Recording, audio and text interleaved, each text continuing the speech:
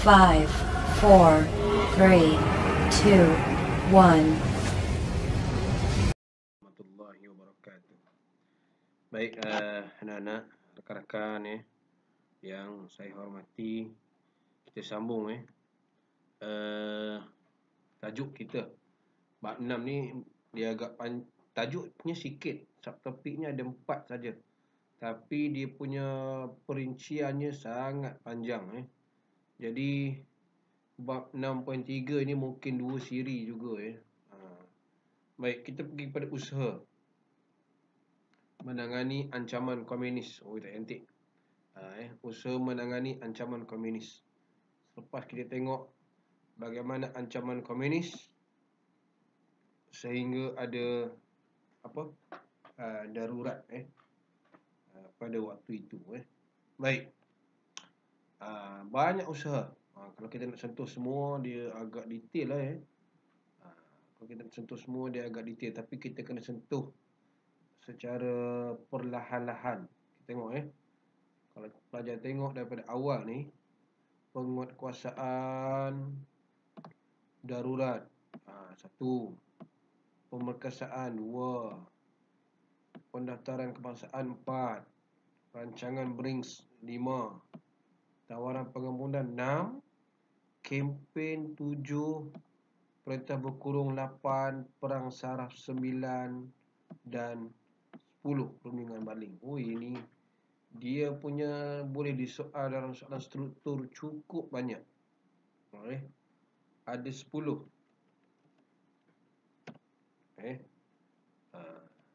Lihat mungkin pengujian struktur.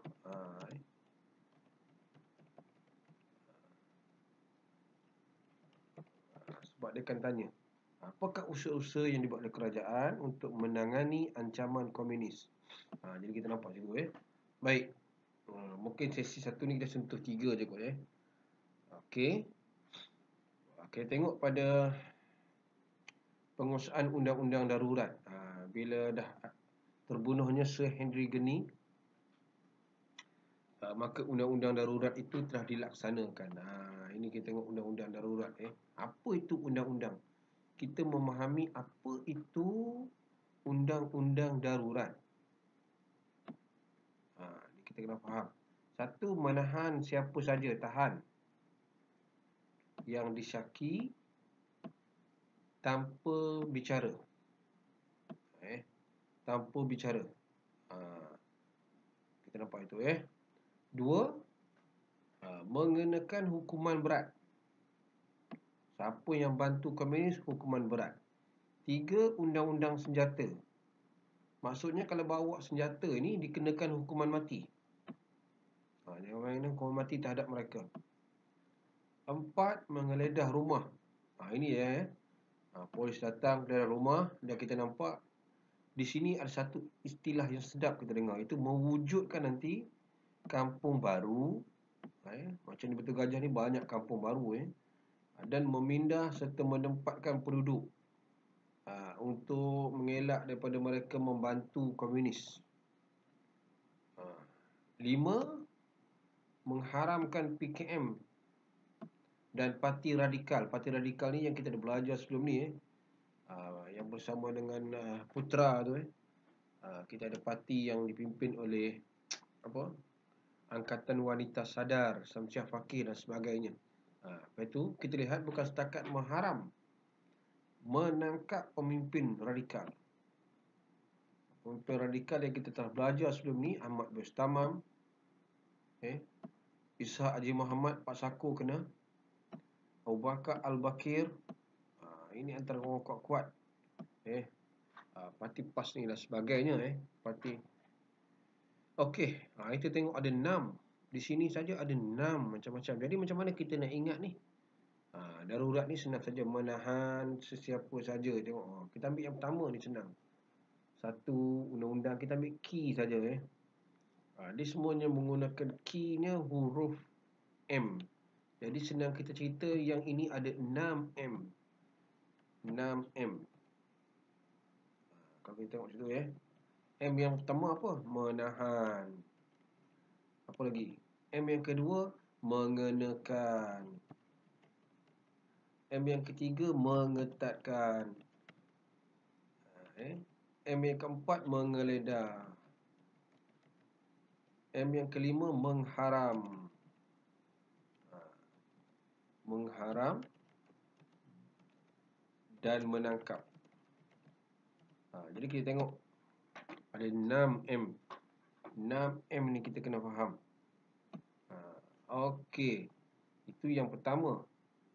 Yang kedua, pasukan keselamatan itu diperkasakan. Pasukan keselamatan kita tengok ni ya. Maksudnya ni cikgu tak nak detail panjang lah.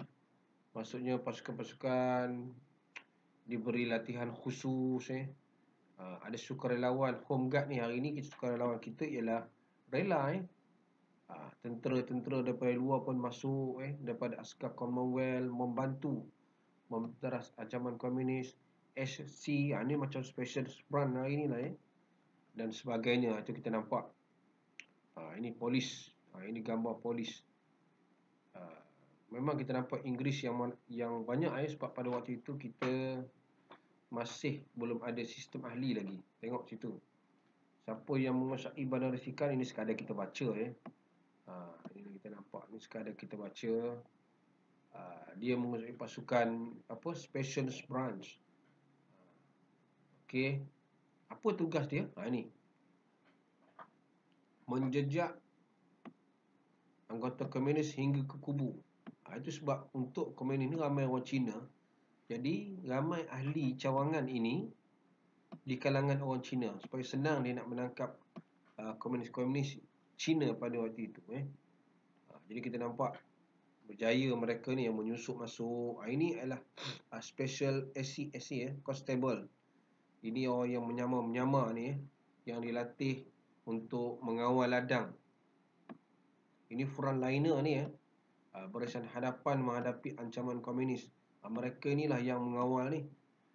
Nanti kita tengok rancangan Springs. Seterusnya ada flying squad, skuad terbang. Ini kita yang membantu flying squad ni ialah polis hutan. Kita nampak ini polis hutan. Ini pun hebat, nampak gambar tu. Special constable. Ini sekadar kita baca polis wanita itu Snowy Park. Snowy Park ni ialah daripada orang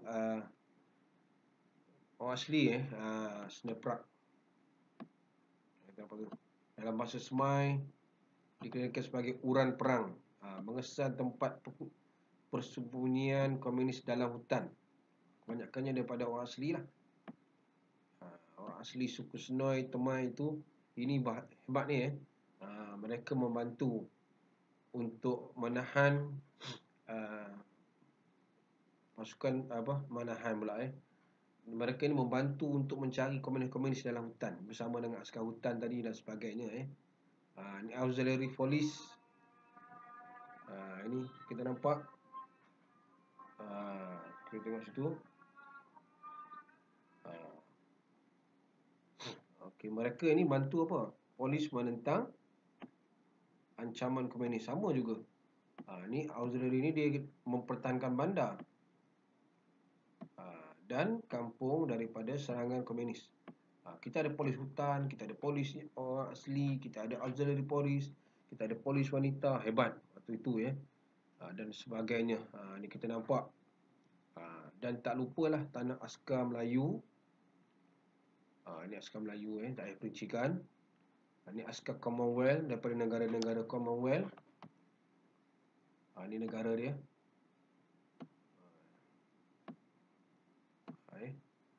Kita nampak membantu ancaman komunis, membantu memeteras. Ini di negeri Sarawak. Ada Sarawak Rangers. Mereka ni hebat mahir dalam selubel hutan dan jogan katanya agi hidup, agi ngelaban. Selagi hidup, selagi melawan. Ini macam ngap sayut punya tim Sarawak dulu. Agi hidup, agi ngelaban. Ini yang bawah ni bagus ni. Tengok macam mana hebatnya frontliner wanita ni. Ni sukarelawan. Ini pasukan yang kita panggil sebagai home guard. Apa itu home guard? pengawal kampung. Macam kita hari ni rela lah bukan, rela boleh lah, rela kita ada rukun tetangga. Mereka ni membantu apa? Ni cikgu letak warna, ini penting. Ini nak letak sini, menyekat pergerakan bekalan makanan, ubatan jatuh ke tangan komunis. Ini mereka berjaya mengamankan kampung macam Batu Gajah ni khususnya pekerja-pekerja lombong berjitimah dan sebagainya. Tengok sini, pesanan daripada Apok AK Saad. Ni jangan sia-siakan pengorbanan. Itu nilai yang kita dapat tu nilai yang kita dapat bila kita belajar bab ini pengorbanan mereka, sanggup tinggal anak dan sebagainya demi mempertahankan negara. Okey. Dua ni tu untuk hari ni. Tak boleh panjang-panjang sebab banyak benda yang kita nak tengok tengok balik tajuk kita panjang bab ni. Kita perincikan tentang polis. Tugas-tugas polis dan kita perincikan apa yang dibuat, apa itu darurat. Jadi sekurang-kurangnya pelajar tahu, kena faham, kena baca sejarah kena baca, dan kita cuba jawab latihan insya-Allah kemudian Baik, itu saja, terima kasih. Wallahu a'lam. Wabillahi taufiq wal hidayah. Assalamualaikum warahmatullahi wabarakatuh. Terbaik.